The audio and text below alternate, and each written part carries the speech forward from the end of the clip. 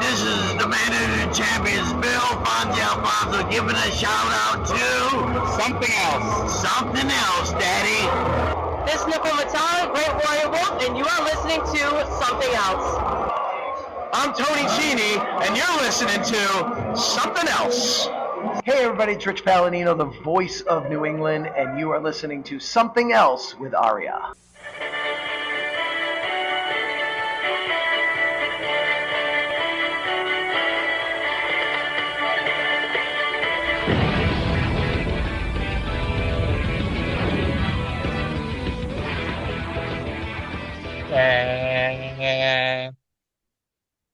Welcome to episode number 246 of Something Else.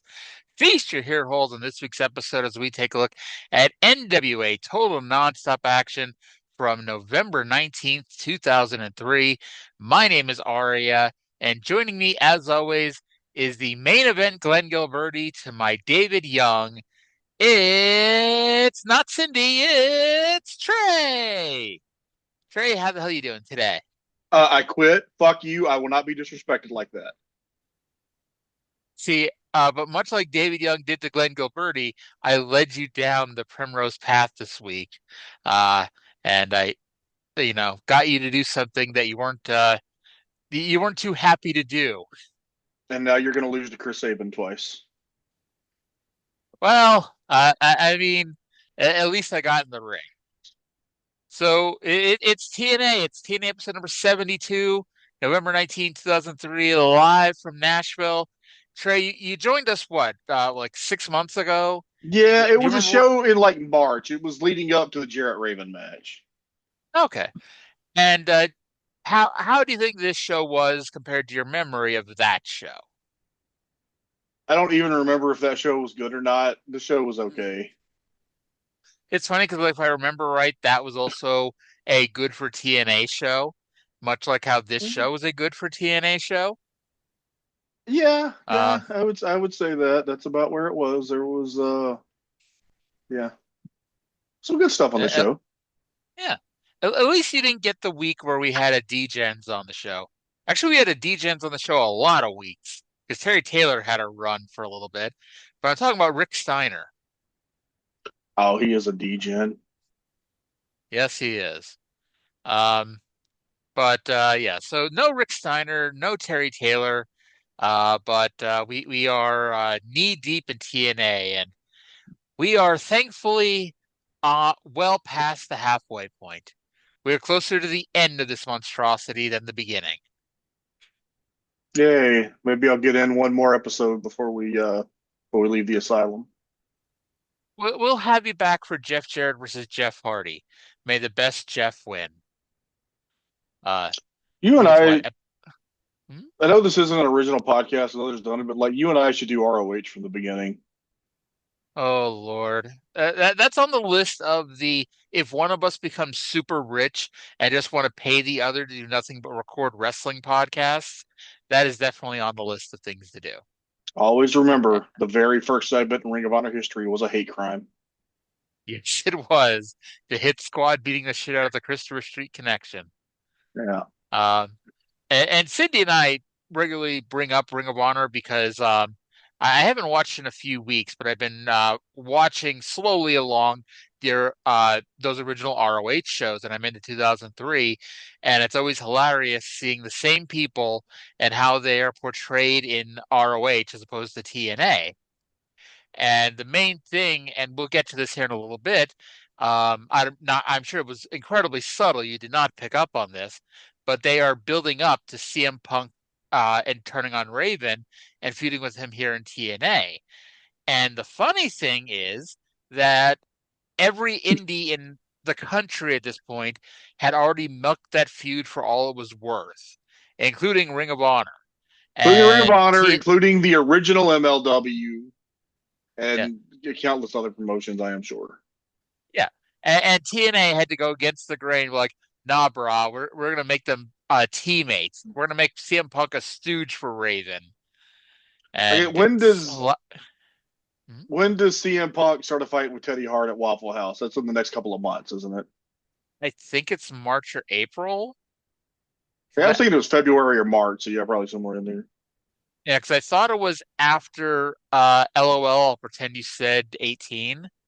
And that was like, I don't think it was WrestleMania weekend, but it was around WrestleMania weekend. And that was mid-March. So, because Punk told that story on his in a promo where he signed the belt in the ROH title, or signed his belt, wow, signed his contract in the ROH title, was that him, AJ, Daniels, and Jerry Lynn all, were talking about whether or not they continue working for Ring of Honor and TNA at the same time. And he didn't give a time frame, but I mean, it's fairly certain it was after that point because that's when Jarrett said you have to give up Ring of Honor. That was, but I don't know. Punk did not stop working not stop working TNA for Ring of Honor. He stopped working TNA because he got fired. Yeah, yeah. It's one of the nice things to say in the story that he chose Ring of Honor over TNA, but in reality, you know, whatever the actual papers said when he got terminated, whether he quit or he was fired, but he was happy to go and they were happy to see him leave. Yes. But before we dive into the show, let's tell you what else is happening in the world of TNA, courtesy of the Wrestling Observer newsletter. And the continued saga of Bound for Glory continues, where Fort Campbell, Kentucky, which is a military base, is now the leading contender to host Bound for Glory. And for some reason, I remember this getting brought up a lot at the time. And I imagine they were planning on doing something with him on the show. But it kept being mentioned that Jimmy Hart's son is currently stationed in Iraq and may be home in time for the show. And to be honest, otherwise, I don't know what one really has to do with the other. I'm simply reporting what was reported 20 years ago, but it's like it was very randomly odd. I can't imagine why anyone would give a shit. I'm sure Jimmy Hart's son is a wonderful man. I can't imagine why anybody would give a shit if he was at Bound for Glory or not. Thank you for your service, but yeah. Now remember back in January when TNA debuted on pay-per-view in Australia, and we're doing 4,000 or 5,000 buys for the one pay-per-view a month they would air. Australia canceled TNA this week. As mentioned, they had been airing old pay-per-views from the beginning on free TV, which would promote the one pay-per-view they would get every month, which makes as much sense as it sounds. Airing 7-month-old shows to build to one live show. So like none of it, of course, would ever make any sense. Not that if you watched it, it ever made any sense either. But, at least there was some continuity if you were actually watching week to week. If you look at the genealogy of professional wrestling, as you and I love to do, it's kind of beautiful that different aspects of WCW's legacy live on, some in TNA and some in AEW. But it's like AEW got like all the great wrestling stuff, and TNA got the WCW everybody. You take the good, you take the bad, you take them both, and then you have TNA. And then the other news is that Jerry Lynn has been out due to a contract dispute. His original contract was paying him $750 a week. It expired, and they want him to re-sign at $400 per week. And Jerry Lynn, who we've noted is the MVP of the promotion, said no. So as he should. Fuck yeah. them for lowballing Jerry Lynn. Which it's hilarious, and this is another straight out WCW thing because I'm working on book 3, and we're getting to the Hogan negotiations, and they're offering Hogan all the money in the world. WCW is, and at the same time, the contracts of Steve Austin, Brian Pillman, and a few others were up, and they're all going in because they all worked hard for the last few years, and they're expecting a little bit of a raise, and they're being offered pay cuts. And here's TNA now trying to lure Hogan in, and who knows how much they would have had to legitimately offer Hogan to get him to come in, especially like he's not in his prime, but he still can draw at this point. And so he could still do a Hulk Hogan match at this point, unlike when he finally did come to TNA 6 years later. Yeah, yeah. Um, and if you need any proof, watch him in 2005 and 2006. They weren't the greatest matches of all time in WWE, but like he could still draw. He could still have a Hulk Hogan match. But yeah, it's the same thing. It's like, we're wanting to dump a truckload of money for Hogan, and the people who make this company, the people who are going to be here the day after Hogan leaves, because again, Hogan's only supposed to be coming in for one shot, they're the ones getting fucked in the ass. Oh, there's an And alternate universe where Hogan came in, pinned Jarrett clean, won the title, and then left and never came back. he came back in 2010 to be as the linear TNA champion. Um, now, with that, on to the show. Now, what feels like for the past month, every show has begun with Scott Hudson standing outside with Jimmy Hart outside of a giant limo. However, the streak is over. That is not how the show started this week. Instead, Scott Hudson is in the heel dressing room with Don Callis, the Red Shirts, and Abyss. Don didn't get to say 3 words when Jeff Jarrett stormed in and yelled over him. Jarrett told the heels to win their matches and warned Jimmy Hart to give him an update about Hulk Hogan. It was mentioned here for the first time that in 2 weeks, Jarrett will defend the title against AJ Styles. And I wrote, maybe AJ will finally get some promo time to build up this one. Do you think that this faction would have done better if Don Callis had adopted these men into his family? Quite possibly. Quite possibly. Okay, so Um, I have seen bits and pieces of like early TNA. I used to read the results every week when it was happening. I don't okay, and what I gathered here, you tell me this is right. Okay, black shirt security are like NWA security, and then red shirt security you work for Don Callis. Is that right? more or less. Okay. Um, yeah, it's they tried to explain it once, and it's like it's just stupid. Um, so we go to the ring for our opener, which is the Clockwork Orange House of Fun match. Red Shirt Security versus Raven, the Sandman, and Eric Watts.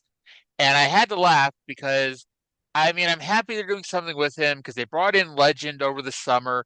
He had a pretty good feud with Jeff Jarrett, a hot feud with Jeff Jarrett, and then he lost to Jarrett and disappeared. And so I'm happy they're bringing him back to do something with him. Except technically, he's now been rehired to be a security team member who occasionally wrestles. Well, gotta work with it. By the way, it's so fucking funny to me. Okay, I want you to guess without looking what you think Joey Legend's cage match rating is. I mean, I saw my own rating for this match, so it's the only number stuck in my head. So 4.5. 8.4. How much? 8.4. Who the? It's because where is the website cage match based, Arya? I'm I'm going to assume you're going to say Canada, but I'll be honest, I'm not sure. Germany. And where Okay. did Legend work for many years and have like the big like where he was actually a kind of a star? I'm assuming you're going to say Germany, but to be honest, I don't know a whole lot about Legend's career. Adds okay, this is what I know of Legend's career. And he was wrestling for years before this, but where I know he was just Joe, and then he was in Yep. TNA, Yep. and then he was like fucking European Indies and Noah for years. It's like I knew he was friends with Edge and Christian, and he never really got a big break. And yeah, that's about it. But big in Germany, like David Hasselhoff. Joey Legend is the David Hasselhoff of professional wrestling. Take that as you will. Germans love Joey Legend. Yeah. Maybe they should have been promoting the TNA pay-per-views in Germany. Um, By the way, I just now remembered because the whole match I was trying to figure out like who the fuck is Ryan Wilson, and then I just remembered that he was at like what was it Triton for like five Yep, minutes. yep. Well, I guess it's not next year. It's a little more than next year. It's like not even a year and a half from now. It's like He has a 2005. yeah. Well, March 2005. He has a god awful pay-per-view match with the alpha male Monty Brown. Oh Lord. So I who, I whoever do was in not know. charge. I'm sorry. Go ahead. I'm sorry. Go ahead. I was going to go I after the do not match. know anything about Kevin Northcutt outside of this TNA. There really isn't much to say about him. He's tall and he's That's better than Ryan Wilson. he Um, was both of those things. Yes. Whoever was in charge of hanging weapons up must have thought this was a shoot because there was one piece of metal across from the hard camera which was tied on for dear life. First, Raven gave up when time stood still, and then Watts, who tried to walk by, grab it, and yank it off, had to stop, climb up, and untie it. I'd like to think that production geek, that backstage geek, is getting told off for this one. Um, Raven remembered how much fun it was working with especially Wilson, so he peeled Legend off from the others and pretty much exclusively worked with Legend. The red shirts piled up a bunch of chairs in the ring and gave the Sandman a triple power bomb.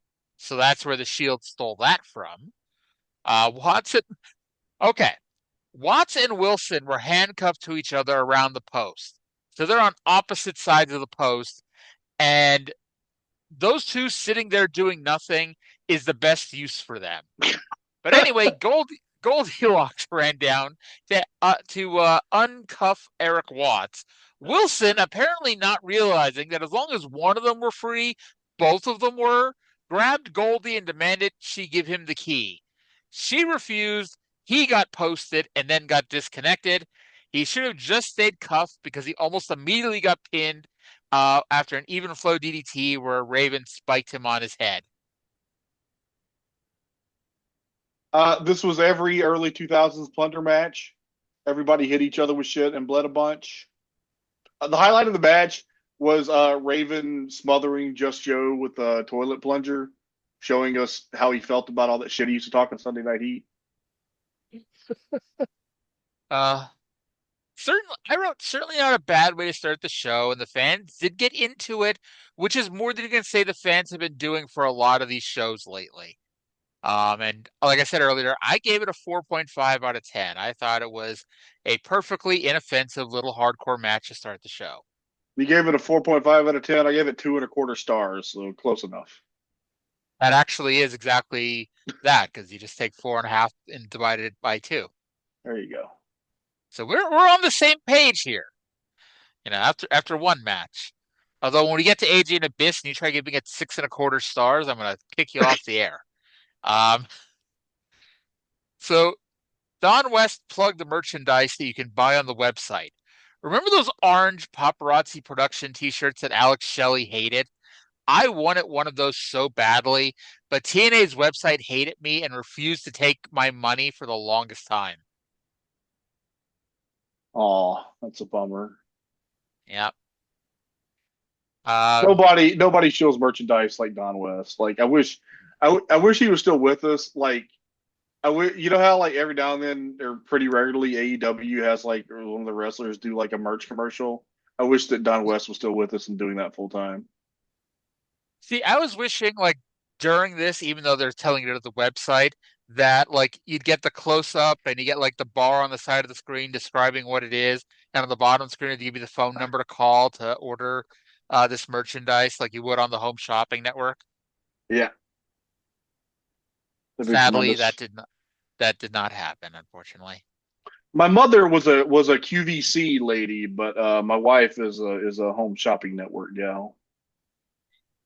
And thankfully, your wife's name is nowhere close to mine. Did I ever tell you about the woman who kept buying from the Home Shopping Network and put my email address down because our names were similar? And she was to, I don't know, whatever. And so I kept getting all these receipts from the Home Shopping Network, and she was constantly buying jogging suits, buying overly expensive chocolate, like all this crap. And I tried calling HSN more than once, and I'm like, listen, this is not her email address. This is my email address. Can you please flag it? Because like I'm getting her receipts and I don't want them. And they're like, oh yeah, sure, we will do that, Miss Whitner. And then like the next day I'd get a new HSN receipt. It did eventually end, so I'm assuming she had to have died or she ran out of money. Because $200 of candy from the Home Shopping Network is like 3 chocolate bars. One time, somebody with the same last name and first initial as me accidentally emailed me their English homework, and I corrected it and sent it back. I was gonna say, how was it? It was okay. Earlier today, Mike Tenay had a sit-down interview with AJ Styles. The moment AJ said the first word of his promo, that was already more than he was able to say during the entire build to his title loss, which still pisses me off. AJ said that he was told all his life that he couldn't compete, and he has proved otherwise. AJ said he is not worried about Raven tonight, which makes sense. He's not wrestling Raven tonight. AJ said in 2 weeks he'll face Jarrett for the world title, and he will survive. And the way he was cutting this promo, I'm like, he is losing to Abyss tonight, isn't he?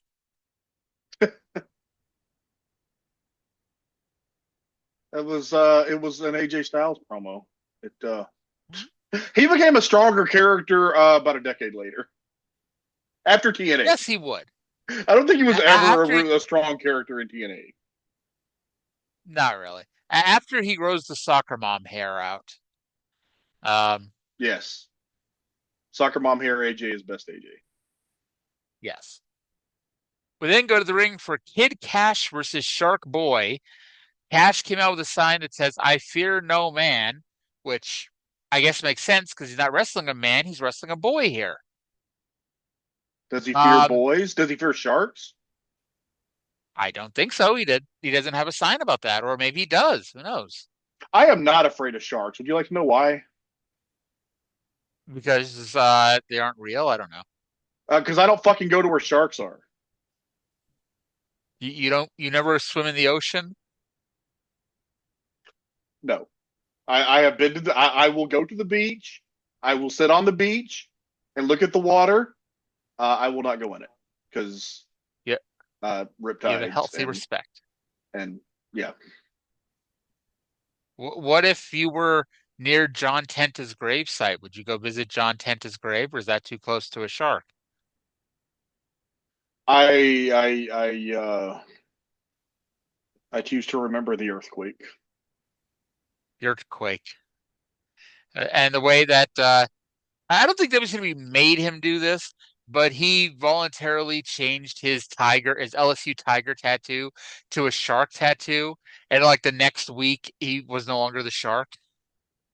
That makes me sad. So the most notable point of this match was Shark Boy going for the pin, Cash reaching out his foot for the ropes, so the referee stopped the count, even though Cash didn't actually touch the ropes. Now, I think I know what you're going to say. However, I'm going to go with the argument that since if you pretended this was a shoot, you as a referee can see Kid Cash moving his foot around to try to grab the ropes. So that would imply to me that, okay, it counts enough that we can break the count because in spirit, he's trying to get to the ropes. And it's not like he's in the middle of the ring where he's 6 feet away from the damn ropes and he's not going to reach it. He's right next to the ropes. He's trying to hit it with his foot. And it's like, I think you can give him the benefit of the doubt. The intent was there, and it's close enough that it should count. And now Trae's going to tell me why I'm a fucking dumbass. I don't think you're a dumbass. I disagree. I think that Mike Posey did the right thing here. You got to call it like a shoot. Well, then you think he did the wrong thing because he held up his count even though Cash didn't touch the ropes.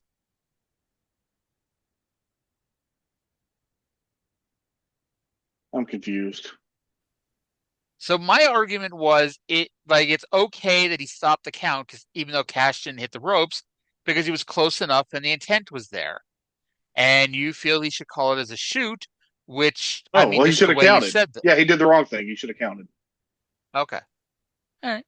Look, So I kind of alluded to this. I think, or I don't know if it was after. It might have been after we went off the air last night. I mhm. So I decided that just because when I write notes, I just wanted to start keeping track of who the referees are. And usually for the stuff I watch, I know all the referees by sight. And this one, I mostly more or less knew, but I don't watch this every week. So the first match, I'm looking and like, okay, this guy kind of like it's kind of like similar profile to Rudy Charles, but kind of flabbier and different face.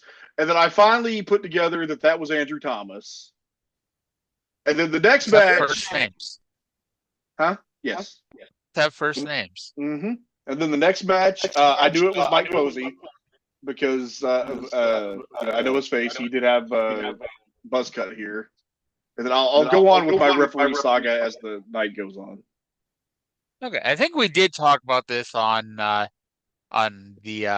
show last Yeah. Okay. night. I think we hadn't got to the payoff yet because I hadn't finished the show yet. Okay. So Cash won a good back and forth match with a money maker, not the Monet maker, but the money maker. Jay Driller, Tiger Driver 98, that move. Yeah.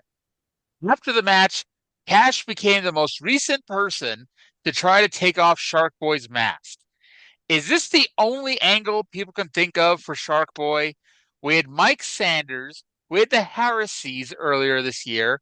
Now we have Shark Boy, Shark Boy. Now we have Kid Cash. And speaking of the Harrises, not even 6 months after they kept getting embarrassed because they couldn't take his mask off, Don Harris ran out for the save. And Don Harris, backed off Kid Cash after Cash backed up the other black shirts, and then Cash slapped Don and went running. Why Okay, I'm is Kid Cash confused. not? Go ahead. Well, Kid Cash went for Shark Boy's mask, which by the way, he had to do it after the match because had he done it during the match, that would have been a disqualification according to the NWA rules established in 1974. It would have been a foul, eh? Yeah, but anyway, so he was trying to pull off Shark Boy's mask, which tells me he's a heel, but then he slapped the Nazi in the face, which tells me he's a baby face. So I don't know. Well, you see, Don Harris is a black shirt, so he's a good guy. No, he's not. Well, in TNA parlance, he's coming out of the babyface tunnel. Although And I am a fair man, I will commend him for getting a haircut and getting a real job. Don Harris. Do you remember? Yep, I remember. It's like, I mean, I guess like okay, they want to use Don, but like up until that point, all the black shirts were small, skinny geeks getting their asses handed to them every chance they got by the red shirts, and so they had to get a big bad protector on their side, and the best they could do was fucking Don Harris. So this was his God. first. Was this his first appearance as part of Blackjack Security? No, he'd been here a Okay. few weeks ago, ever since they injured Rick Santel. It's like I don't know. I understand the angle from which you can perceive this as a dumb thing, but I thought it was funny that like there were all these little guys trying to do security and getting beat up by this X Division guy, and then this big motherfucker comes out. I thought that was kind of funny. Oh yeah, I mean that's the point. But it's like I'm like Kid Cash. I don't know. I'm happy his check is clearing every week, but I'm like the fucking guy. He could be having good X Division feuds with X Division wrestlers. There's plenty of them on the fucking show, and like he's gone from wrestling legends every week. He had a brief feud with Abyss, and now he's wrestling Don Harris apparently. Like, whose Cheerios did Kid Cash piss in? Because like Well, every person who's ever had the book in TNA, it's like Mr. TNA, total nonstop asshole. Uh, we're putting him in the worst feuds ever. It does suck because, like, I think I forgot what I was going to say. It does suck that he's not doing anything good, but like you can kind of understand the perspective of he's had his X Division reign, so he needs to do Yep. something else, but not this. Has he had the feud with AJ yet? Has he ever had a team with AJ? A feud. They had a feud in TNA, didn't Oh, they? um, I don't think they actually had a feud, or at least if they had, it hasn't happened yet. Like at most, they had like a match or two. Yeah, maybe. I don't know. I remember them having interactions maybe in like 2004, but maybe I again. This is based on vague memories of fucking 22 years ago. Yes, and despite what Cindy keeps saying, no, I did not watch these shows. I mentioned the last TNA Weekly show I watched when I first tried to watch this was the week before Disco Inferno got a world title shot. So, you know, all of this, while I vaguely remember it by following it at the time, it's like this is all pretty much new to me. Um, Yeah, I would read the results online and I would download like random matches off of LimeWire and give my computer herpes and shit. giving your cancer AIDS to watch TNA. Yeah. That's that's something. Um, by the way, 4.0 out of 10. I did enjoy that match. The yeah, 2 3/4. I would have liked more time. They only had about 6 minutes. Scott Hudson was now as main event Glenn Gilberti, Simon Diamond, and Johnny Swinger about their match with the Three Live Crew. Simon tried to cut a promo with his catchphrase, and Gilberti cut him off. Simon said he didn't know how 3LK got a title shot, proving that he doesn't watch the show either. David Young ran in and said he has a match with Chris Sabin in 15 minutes and wants Gilberti in his corner. Swinger told him to go study his X Division moves, and then because there were not enough people in this segment, Kid Cash ran through carrying his bags and leaving the building. Johnny Swinger in 2003 does not look like the same person as Johnny Swinger in 2025. No, he doesn't. Like it really like you could easily believe it's not the same person until he opens his mouth, and then it's like, oh yeah, that's Johnny Swinger. On the other hand, Simon But Diamond, um, if Steve Carino kept his hair his natural color and cut it short, I wouldn't be able to tell them apart facially, I don't think. I'll be honest. I mean, I guess I knew he bleached his hair, but I never really thought of what Steve Carino looked like with his real hair color. Yeah, it's just that facially they looked very similar to me. Hey, for all we know, Simon is a former ECW champion, and Steve Carino is the one who has a problem all the time. That would mean that Simon Diamond was a former NWA World Champion too. There you go. Um, and actually, speaking of swingers, we talked about him in nowadays. One of like the neatest little things, and like this was purely by accident, and someone realized this after the fact, is Swinger and Simon won the tag titles on August 27th, 2003. And 20 years later to the day was the last time Swinger got a title shot in TNA. It was for the digital media title against Kenny King. And like after like they announced it, like they realized what it was, so they kind of made a big deal out of it. It was like 20 years later to the day he's getting a digital media title shot. And sadly, he did not win. Although he did get an IWGP Junior Heavyweight Tag Team title shot last year. He did? Yeah, it was on the D'Amore show. Oh. It was a four-way with Kushida and Kevin Knight against Johnny Swinger and Brent Banks, Rohit Raju and Sheldon Dean, and El Reverso and Aiden Prince. And Swinger got pinned by Kushida. I'm not putting Swinger on a scale, but that's almost as bad as when Hernandez wrestled for the junior tag team titles. I don't think it is, though. That's what I was thinking. Fucking Johnny Swinger's like skinny now. True. I just think like he's tall, but it's like I mean that doesn't really mean anything. Yeah, it's not about height limits, Arya. It's about weight limits. That's not about weight limits, it's about no limits. Touche. All right. So up next, we had ECMO and Sonny Siaki with Trinity versus The Gathering. Now, I knew this match was happening because I kept trying to see because I knew ECMO wasn't here for long, and I saw this match coming in the distance. And I'm like, last week they did the Battle Royal, and I know you didn't watch the show, but they did a Battle Royal for the tag team title shot, which, by the way, answers how Three Live Crew got a shot. And ECMO eliminated both Punk and Julio. And I'm like, well, that seems backwards. It feels like Punk and Julio should have teamed up to eliminate ECMO, and then ECMO demanded this tag team match. But instead, we are just having a random tag team match. By the way, ECMO debuted in All Japan 5 days after this, and was pretty much there full time until he came back to the WWF as Umaga. Now, Siaki dropped Punk right on top of his head, but thankfully Punk seemed to be fine. They got the heat on Julio until ECMO missed a Vader bomb and Julio made the hot tag. The Gathering hit quite a few. They call that the moves. The finish saw ECMO and Siaki ask Trinity for a chair, but she refused to give it to them.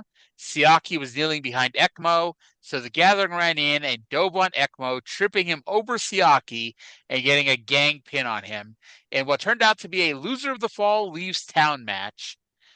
We will see ECMO once more during the Impact era, but this was it for the future Umaga. I thought it was funny that it was not that Trinity, but she was still with the Fatu. There you go. By the way, Trinity's birthday is December 1st. This Trinity, not Naomi. Oh. I swear there's a reason I know that. It's not just because, I'm so obsessed with Trinity that I'm like, oh my God, her birthday is December 1st. Okay, why do you know that her birthday is December 1st? I was doing some research for something that isn't working out, and that was one of the things I noted for December 1st. By the way, back to my referee saga, this was the point of the show that I had to ask ChatGPT if Rudy Charles had sideburns in 2003. And what was the answer? Yes, he did. As you can see, with him having sideburns in this match. Well, see, since this isn't a video podcast, the fan may not know about this. Oh, okay. Fair enough.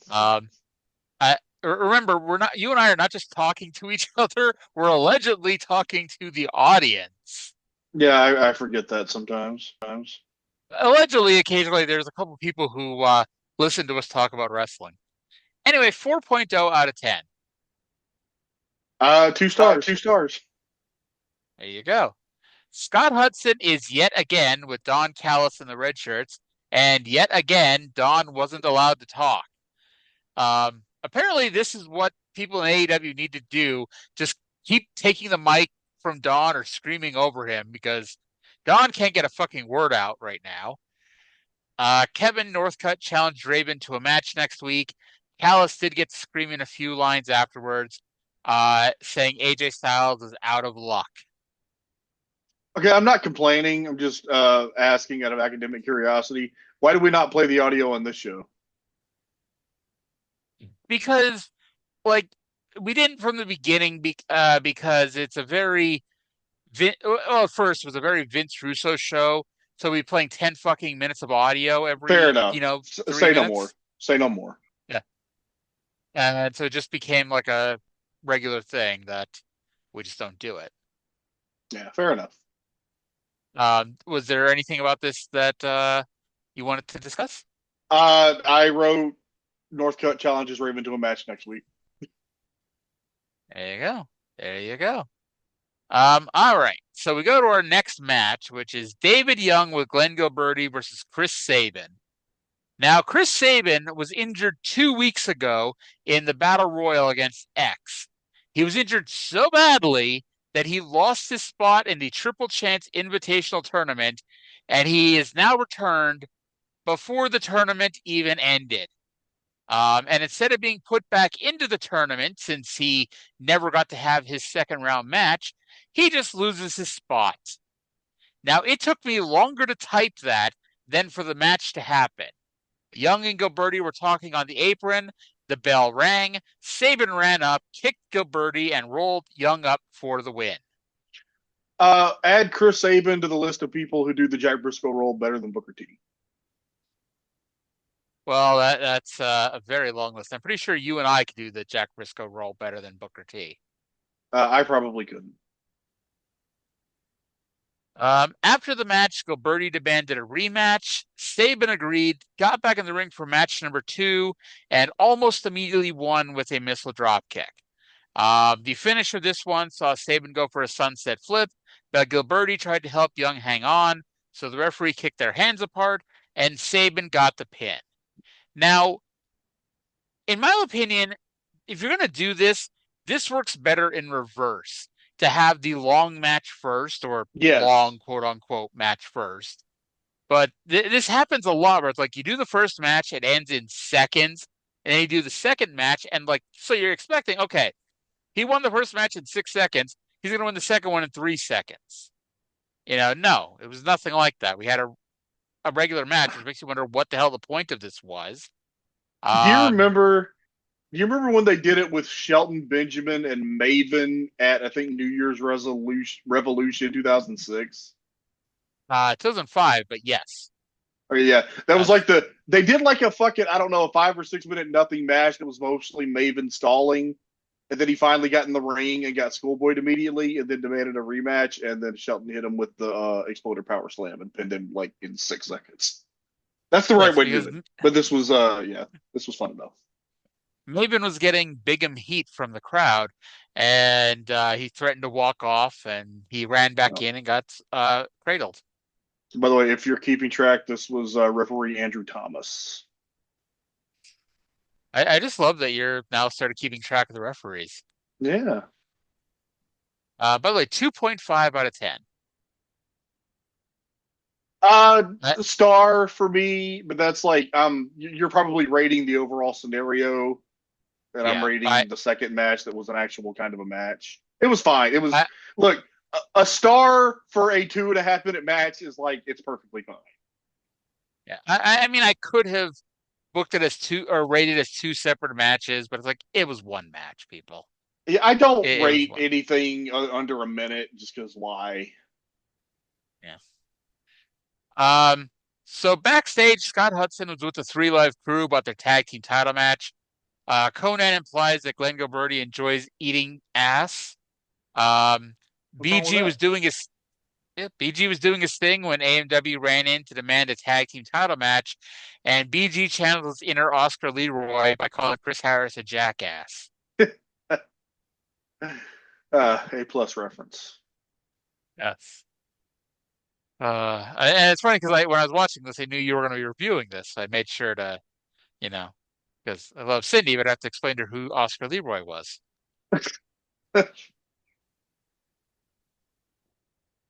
Any thoughts about 3LK? During the match, I will have more. All right. So up next, they showed an embarrassing situation this past Monday where Jeff Jarrett showed up on a radio show called The Big Show with John Boy and Billy. It was really embarrassing since TNA said it was, Tenay said it was embarrassing 5 or 6 times. Also, it's how embarrassed was embarrassing? Yes. How embarrassed was this to TNA since I not only brought it up, but they showed video of it? I don't know if I'm TNA and I'm embarrassed, I'm not even showing the video. Pretend it did not happen. They built this up to be a fucking treason level crime, and what it actually ended up being made me laugh so fucking hard. So Jimmy Hart was in the radio studio talking about Bash of the Beach 2000 when Jeff Jarrett just happened to be out in the lobby listening to this. So he stormed in and beat up someone named Jeff Pillars, who got between Jarrett and Jimmy. And I could swear, because I originally wrote his name was Randy Pillars, I could swear they said his name was Randy at one point. Where was Paul White? Wasn't this supposed to be The Big Show with John Boy and Billy? That's what they said. I laughed so hard I Oh, laughed Jeff so Killers may have hard weighed as when the much as deal. Big Show. Oh, that's very very unkind of you, Arya. I Yeah, know I Big Show laughed lost so a lot fucking of weight. hard when Jeff Jarrett showed up to berate Jimmy Hart for talking about Bash at the Beach 2000. I mean, that's what the whole angle has been. Jimmy keeps trying to find out why did Jeff Jarrett lay down. And so Jarrett's like, don't stop fucking asking about that. And Jimmy Hart's like, I'm going to keep asking about that. And Jeff Jarrett's like, I'm going to kick your ass if you keep asking about that. And so Jimmy keeps asking about that. Jimmy is I wish deserving of his ass kicking. I wish they made that continue that storyline when Hogan came in 2010 because I would love to know what kayfabe reason Jeff Jarrett would come up with for having laid down for Hulk Hogan in 2000. I Again, it's like the dumbest thing ever because A, nobody gives a shit about it. Jimmy Hart has been trying for a month now to get the crowd to chant why, and they won't. Um, and it's like on top of it, they do not own the footage to this. They cannot air this. So in case you're watching TNA and have no idea what the hell they're talking about, they can't even show it to you. Okay, honestly, who was watching these fucking TNA pay-per-views that wasn't watching WCW in 2000? I don't think anyone was watching these fucking TNA pay-per-views, to be honest. Fair enough. So to the ring where Mike Tenay is calling out Jimmy Hart for a promo. So I guess we really are switching things up this week. Jimmy stole someone's Hulk Hogan poster and brought it out and said that he was going to give it to Hogan. I bet you $20 that thing came nowhere near Clearwater Beach, Florida. Jimmy said that in the next week or two, they'll make a major announcement about Bound for Glory. Jimmy said there's a legend here tonight who's going to drop a bombshell on Jeff Jarrett. And Jeff wasn't worried about that and instead came out when Jimmy brought up Bash at the Beach again. And this is where I note that it's been a month and the crowd does not give a crap about the why thing and instead chanted for Hogan. Jarrett said if Jimmy doesn't tell him what the bombshell is, then he'll give Jimmy another belt whipping. Jimmy, the 120-pound going on senior citizen manager, accepted the challenge and then began running away. Stern Mike Tenay talked about how embarrassing Jeff Jarrett was being. Jarrett went after Tenay, so Jimmy Hart ran in for the save and then tried to run away but got caught. Thankfully for the manager and the lead announcer who are starting this fight with Jeff Jarrett, AJ Styles ran in for the save. I really enjoy the continuity of Jeff Jarrett hates Mike Tenay because that's like the first thing I remember from Jeff Jarrett's like last WCW run was him hitting Mike Tenay with a guitar. Well, everyone got hit with a fucking guitar. Yeah, for some reason I remember Mike Tenay in particular. Mike Tenay and fucking Beetlejuice. I was going to say, where's Beetlejuice? Is he still with us at this point? I don't think he is with us anymore, is he? Didn't he pass away a few years ago? I mean, I think he's passed away as of 2025, but I mean as of November 2003. I believe that he was still among the living in November 2003. He was part of the Howard Stern people, right? Yes. Okay. So Beetlejuice, I don't know if it's the same guy. I think it is. But according to Google, he is still alive. He's 57 years old. So sorry to Beetlejuice now that we killed him off here on the show. Somebody else who got hit with a guitar by Jeff Jarrett must have passed away. That's that Batman beat. But do you have any idea how little that narrows it down? I was gonna say there's not a whole lot of people left who haven't been hit in the head with a guitar by Jeff Jarrett. Honestly, I would Hangman take Adam Page. He deserves. I would take a Jeff Jarrett guitar shot just for the honor of it. There you go. Hey, I took a master lock from Chris Masters. I could certainly take a guitar shot.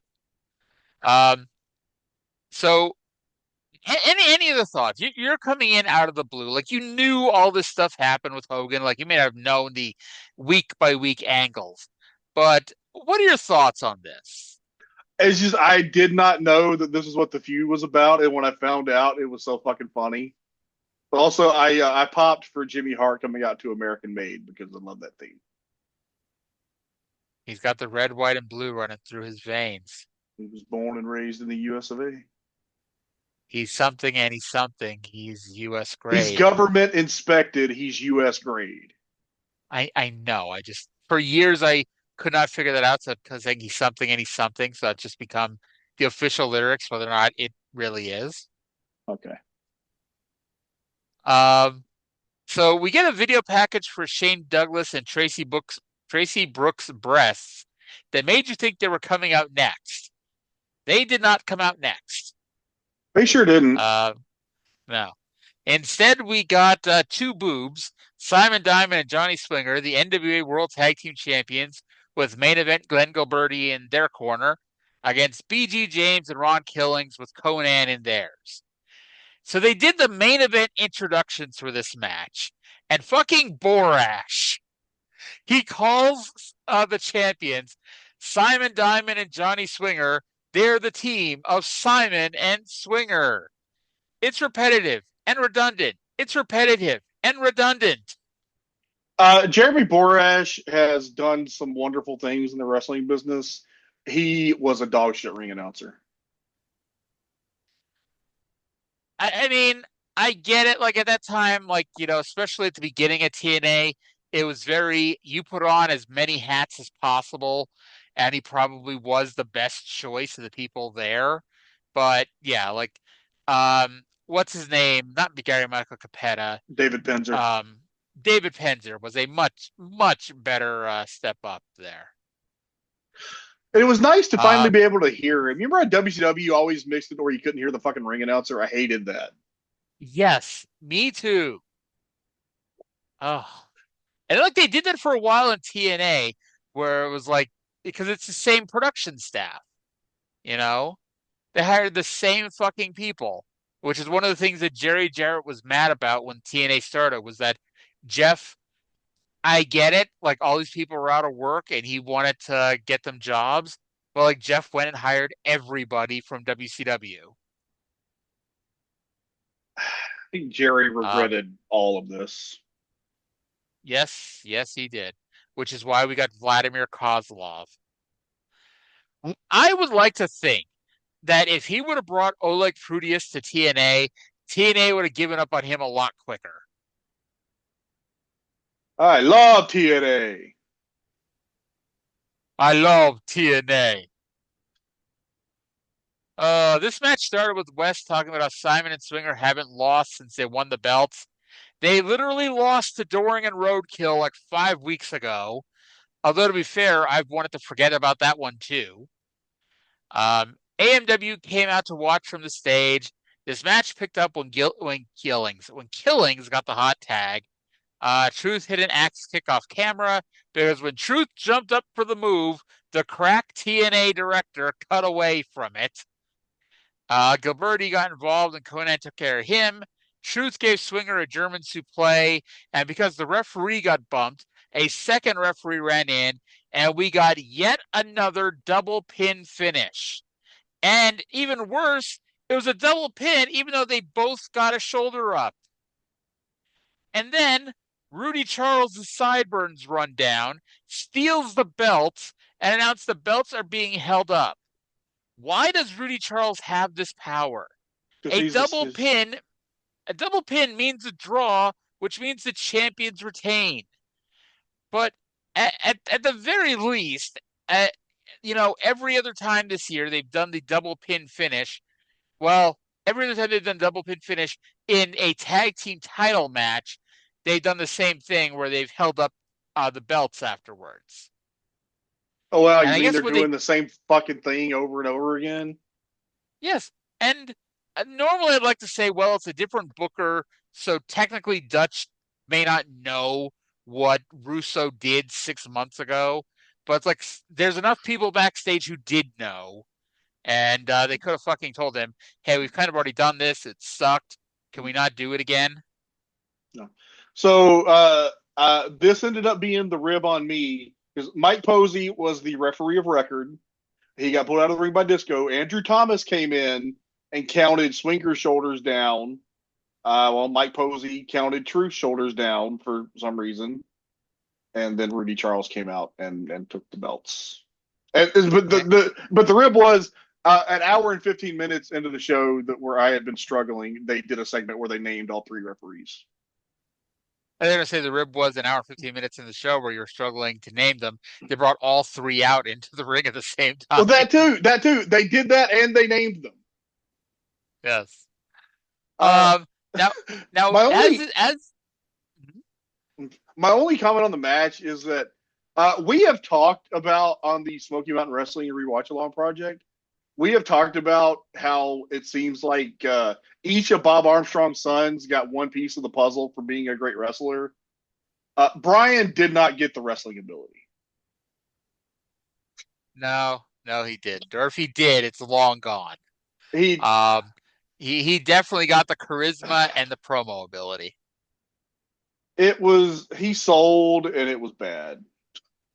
Yep. Like really, like I don't remember what was so great about Three Live Crew, except Truth is far and away the shining star of this group.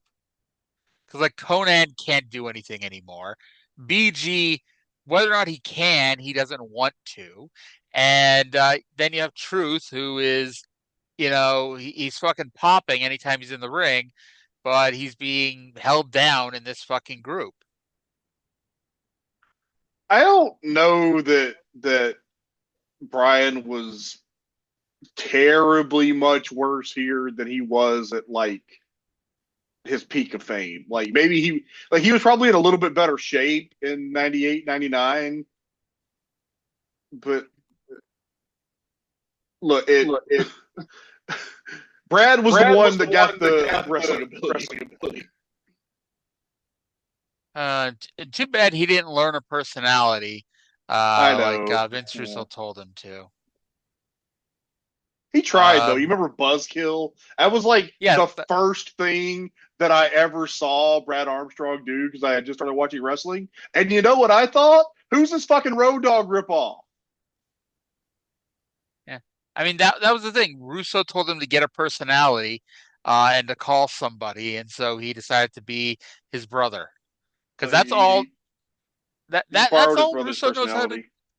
Yeah, that's all Russo knows knows how to do is have people do WWF ripoff gimmick. Yeah. So by the way, as is the story with the history of TNA, this match was perfectly fine until the finish. 5.0 out of 10. Star and 3/4. Brian cannot sell. Nope. Brian cannot sell, and the finish was fucky. Yep. So then we get the finals of the Triple Chance Invitational Tournament. X versus Sanjay Dutt versus the Fallen Angel Christopher Daniels. One day we will find out how Michael Shane was allowed to book an entire tournament to determine his next challenger. Although I guess Glenn Gilberti was allowed to book last week's gauntlet match. So why are heels allowed to book matches to determine the future challengers for the champions? Well, maybe they are suggesting these matches to the matchmaker, and the matchmaker is going, that's a good idea. Like I like that's the way that AEW always portrays it. Like they'll have people challenge each other to a match at the pay-per-view or fucking next week on Dynamite or whatever. And then a little later they'll go, "Oh, Tony Khan just confirmed." It's like, yeah, the guys suggested something and then the matchmaker was like, "Hey, that's a good fucking idea." My favorite is always like when that happens and 30 seconds later, they already have the graphic up. It's like, man, those graphic guys are fucking amazing, aren't they? Those they make those chyrons fast. Now I ask, and I imagine you probably looked it up if you didn't know, but did you know who X was? Yes. I knew who X was in 2003. Okay. See, I'll be honest, and I don't think you and I talked about this. I know I mentioned it with Cindy. I liked the idea of X. The problem with X, and it was the problem back in 2003, he was the first person who was not a cruiserweight to be in the X division. It's like nowadays, it's been 22 years. We've had Samoa Joe, we've had Abyss, we've had Moose. Like, we've had the big guy in the X division, a bunch of times. This was the first time, and a lot of fans and a lot of wrestlers shit on it. Because even though the whole thing was it's not weight limits, it's no limits, it never, to everybody, it's the cruiserweight division, you know? And here comes a guy who is not a cruiserweight. And even though I liked this run so far, I liked this match, I liked him in the Battle Royal. I didn't care for the angle last week, as we mentioned. But it's like, unfortunately, he was in the wrong place at the wrong time. And also, you could say that TNA did a really bad job at this point of getting over the fact that it's not the cruiserweight title; it's a completely different thing. Yeah. So is this the end of X? Because it seemed like because he was the fucking monster. Okay, so the deal was Daniels is the established X Division star, and X is a fucking beast, and then Sanjay is like out of his element. And then what was the finish, Arya? Or yeah, I assume you're gonna get there. Oh yeah, I'm going to get there. But before we get there, by the way, this is the end of X. He's here till the end of November, apparently. Okay. Uh, but Daniel started the match by convincing Sanjay they should team up and attack X. However, Sanjay, as we've noted, is the epitome of a dumb babyface because after he trusted Abyss a few weeks ago, he trusted Daniels not once, not twice, but 3 fucking times and got betrayed each time. Daniels used Sanjay as a weapon, slamming and supplaying him onto X. Sabin was shown watching from a perch. A minute later, Shane Douglas and Tracy were shown watching from a different perch. Towards the finish, Michael Shane finally showed up to watch the end of his own tournament. X did a tope out of the ring, which would be a lot more impressive if we hadn't seen PCO 20 plus years later doing the same thing. It's still impressive, just more impressive when an older person does it. The best moonsault ever was finally named, and Daniels hit 3 of them on X, but Dutt broke it up. The finish saw X go for a package pile driver, but Sanjay flew in with a Hurricane Rana that X did not really take that well for the pin. After the match, Sanjay and Shane had a confrontation. I thought this built to a really good match. I'm not looking forward to a stable with Shane Douglas and Michael Shane for the number of times I'm going to have to not say Shane. A finish I thought was a little cooler than you put it over as. X was going for the package pile driver on Daniels, saw Sanjay diving at him, threw Daniels away, tried to catch Sanjay and powerbomb him, and then got Rana and pinned. And I thought that was pretty cool. So I just thought it was a clunky looking Hurricane Rana. It was a springboard Dragon Rana. I thought it was cool. So Sanjay wins. It's more complicated than a like traditional Hurricane Rana. So Sanjay wins the Triple Chance Invitational Tournament. He'll take on Michael Shane next week on Thanksgiving Eve. I gave this match a 6.5 out of 10. 3 1/4, so somewhere in the neighborhood. Yeah. There you go. We're on the same page here. By the way, the referee was Rudy Charles. Nice. Next week, in addition to Michael Shane versus Sanjay for the X Division title, it's going to be a 6-man tag with 3 Live Crew versus Simon Diamond, Johnny Swinger, and Glenn Gilberti for the World Tag Team Championship of the world. At this point, Raven appeared on the desk and says that when he beats Kevin Northcutt, Jarrett will make him wrestle a legend, so Raven just challenged them both to a handicap match. Raven was still bleeding from earlier, and I gotta say, it made a very ordinary run-of-the-mill promo. I thought took it to another level because the blood was just flowing down under his bandages as he's angrily screaming at Jeff Jarrett. That's the thing. We don't mean that he was still freely bleeding. His head was bandaged, but apparently not well at all because he was just dripping blood the whole time. It was like kind of awesome. Like, I don't care if it was on purpose or not. It was amazing. However, at this point, and they're going to add another match here before we go off the air, which is kind of their MO lately. But it is apparent they're throwing in the towel on next week's show. They are not expecting anyone to buy the show on Thanksgiving Eve, which is just a self-fulfilling prophecy. And to me, I'm like, if no one's going to watch the show anyway, and it's just going to be the most hardcore of hardcore fans, go put on another fucking crazy ass X Division show. Where it's just like, here's a whole bunch of X Division matches that are simply here to have a bunch of good wrestling matches, like the Super X Cup. No one's going to buy it, but those who do will really enjoy it and make people feel bad that they missed it. Yeah, that's yeah. I don't know. Didn't Vince do a pay-per-view on Survivor Series Eve that worked out pretty well for a while? You know, on Thanksgiving Eve? Yes, God damn it. Oh, he did. He did. It was a Survivor Series, believe it or not. He did 4 years on Thanksgiving night and 4 years on Thanksgiving Eve. And the issue was, as the buy rates were plummeting, he decided to blame it on it not being on a Sunday, not on the fact that the territory was cold at this point. Yeah. So it's main event time. AJ Styles versus Abyss with Don Callis. Now, these two, as we'll get to over the next few years, these two have amazing fucking chemistry Yes, with they each do. other. And while they've had a handful of tag matches in NWA Wildside, this is actually their first ever singles match. Okay, I was wondering that. Yeah. Now, do you remember their lockdown match in 2005, which started with AJ doing a flying tope out the cage door onto Abyss? I remember that spot. Well, that's essentially how this match began, as Yeah. AJ flew out of the ring with a tope as the bell rang.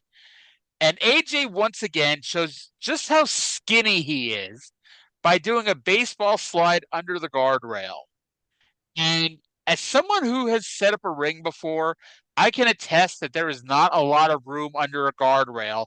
And you need to not just be skinny, but super agile in order to do a baseball slide underneath it in one fluid motion.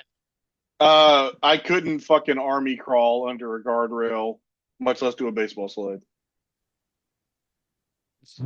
Fuck, I could get my foot underneath there, I think. AJ was busted open, and Abyss was upset that the fans chanted for AJ for some reason. AJ made his comeback, and he gave Andrew Thomas a missile dropkick, proving that I do occasionally name the referees. Abyss allegedly moved out of the way, but even if he hadn't, he may have grazed Abyss, but he was definitely aiming for the referee. AJ debuted the springboard 450 knee drop that Kurt Angle would steal for Bound for Glory against Sting. Abyss concussed AJ with a chair shot, but the concussion made AJ forget that he was knocked out, so he kicked out. Abyss then beat up Andrew Thomas, so when AJ used the sunset flip powerbomb onto a chair, he had to patiently wait for Rudy Charles to run 15 feet to the ring. AJ wedged a chair between the top and middle rope, but it came back to bite him in the ass, as Abyss gave him a slingshot into it. AJ kicked out of a shock treatment, and even though Abyss has never won with a shock treatment, Abyss was mad, and he gave Rudy Charles a black hole slam. The finish saw Abyss go for a choke slam, but AJ rolled through for the pin. So that finish was really fucking smooth. Very well done. There were 4 ref bumps on this show, and 3 of them were in this match. Which is already a step up from Russo, because in a Russo show in a main event with 3 ref bumps, we would have had 7 others on the show. So, for as much as I'm saying Dutch Mantel isn't the greatest booker of all time, hey, he was good enough to get this part down. Well, that's good. Hey, I mean, they knew it at this point because Dutch was working with Abyss in Puerto Rico, but this should have opened up some eyes to the TNA people that they have something in this Abyss fellow. And boy, do they. Yeah. After the match, Legend and Northcutt ran in and tried to attack AJ, but AJ got away just so he could get thwacked by Jeff Jarrett with the NWA title belt. AJ wound up back in the ring where he got a black hole slam and a stroke. Raven made the partial save and got cut off. Finally, Jimmy Hart returned with his big surprise, Dusty Rhodes, which, I mean, the guy's been on TV more or less since the beginning of the year, so it's not. I I just kind of went meh, but Dusty caused all the heels to run off and said that next week he'll take on Jarrett in a fans revenge match, which is a lumberjack match with straps, where the fans will be the lumberjacks, and actually only 9 of them will be fans. The 10th will be Jimmy Hart himself. He actually actually said he was going to have a match with you asshole. Well, I guess it could be with Don Callis, but I assumed it was with Jeff Jarrett. Yeah, probably a safe assumption, but yeah. Yeah. Now it's funny because it's like TNA does this twice more once they move to Spike. Once with Jarrett and Samoa Joe, which was tremendous, and once which was long forgotten with LAX and Beer Money. And I always thought those were the only 2 they did. I didn't even know about this one, and I actually had to laugh because it made me think about the one he did with Joe. Because and I hope he does this next week. But he showed up for the Joe match. I don't know if you remember, wearing like every piece of TNA merchandise they had. They had like 10 shirts on because, of course, the Yeah. fans are going to whip him with belts. And of course, Joe had to take time ripping them all off of him. Yeah. The fan that Jarrett shoved here better be one of the 9 next week. I'm sure of it. So even with the finish, and I hope you're all sitting down for this. And Trae, I know you didn't watch last week, but so you're gonna have to believe me on this one. Even with the finish, this did so much more for AJ Styles than the Lex Luger match did last week. And thankfully, they mostly ignored Luger's existence, except to put over that AJ beat him. So 2003 Abyss better than 2003 Lex Luger. Yes. And the funny thing is, like, and I'm going through the early pay-per-views. Like, I mean, now we're getting to the point where Luger is given up, but like Luger was pretty fucking good in the 80s and 90s. It's not remembered because he was not Ric Flair, he was not Arn Anderson or Tully Blanchard or the Steiners or whatever, but Luger was pretty fucking good, especially when he was in the ring with somebody who could go. And at this point, he did not give a fuck and was just cashing a check. I would say that Luger was actively good from about 88 to I don't know 90, and passable at various times until about I don't know 98. I like as I was going through it, I was like, you know what? Until he gets into that motorcycle accident, he's pretty good. And even like at the beginning of the WWF, he was all right.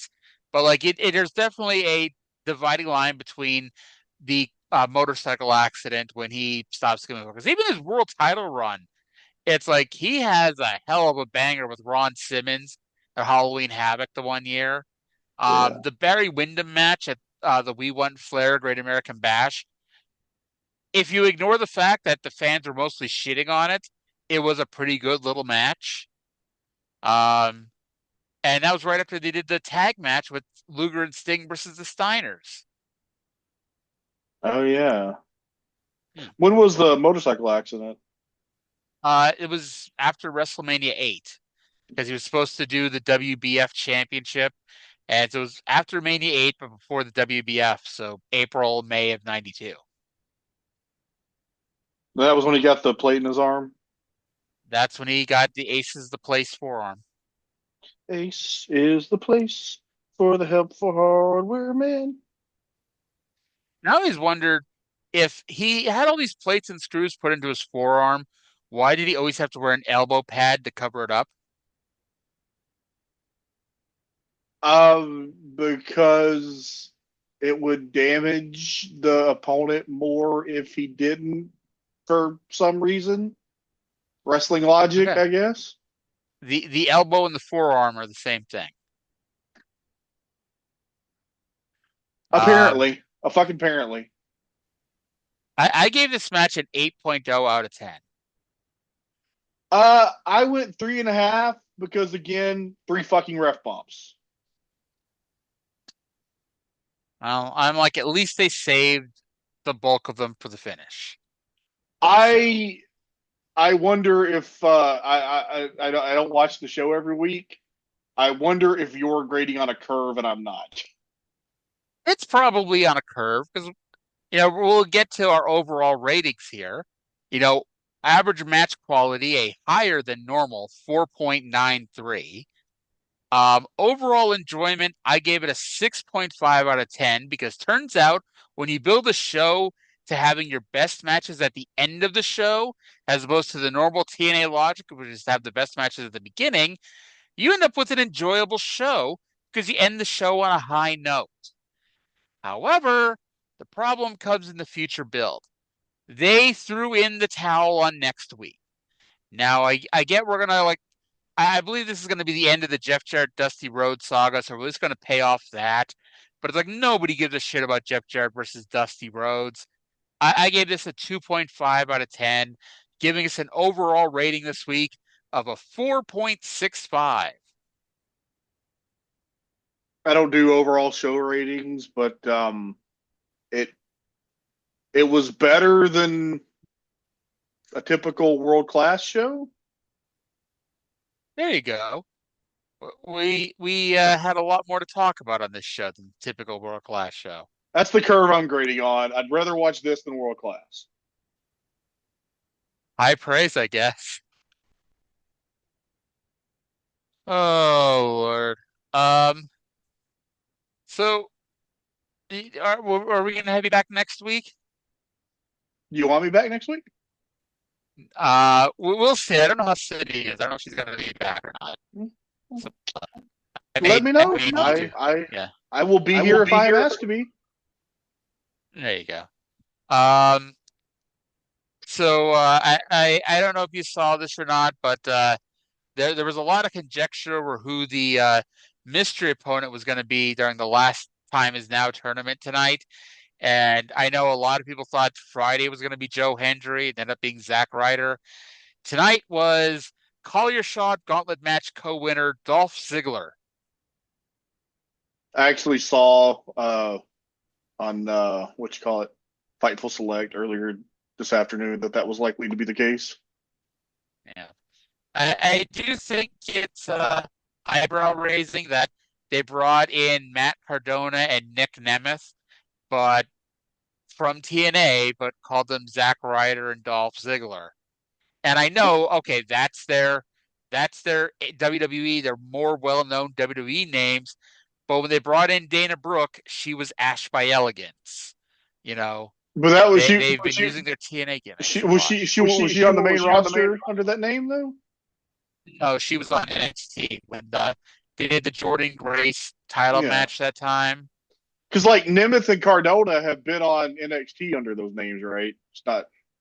You have to have your WWE name if you're on the main roster. I don't know that for a fact. I'll take your word for it, but I don't know that for a fact. I believe Cardona was, and I thought I asked you if Nemeth had, and you said yes. I think Nick Nemeth has, but I don't know about Matt Cardona. Matt Cardona was like fairly recently, like in the last month or two. I will have to take your word for it. I think so. But apparently MVP has I don't know if taking credit, but he says he had the idea for New Japan World and for New Japan to cater more to the English speaking audience, which I'm gonna go head to head with that nerd, that dork, this Saturday, if like Bobby Lashley wins, so he'll be in the press conference again. But MVP, I know if Bobby Lashley loses, you're gonna have him lose on purpose.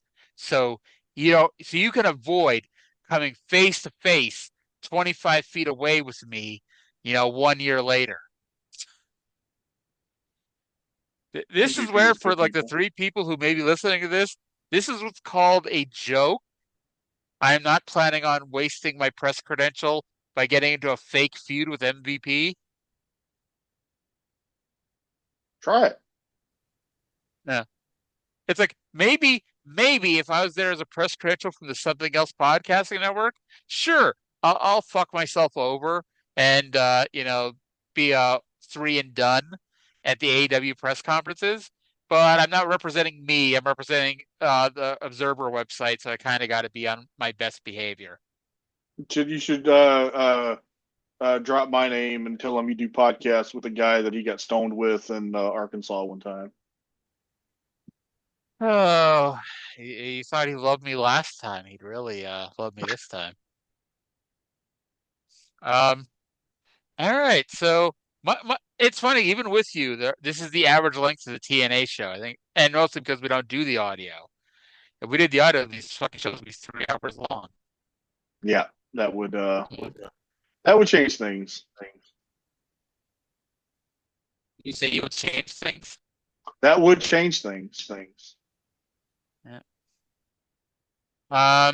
Apparently Stevie Richards thinks that Logan Paul is better than everybody in AEW, and Kyle Fletcher thinks those thoughts are bullshit.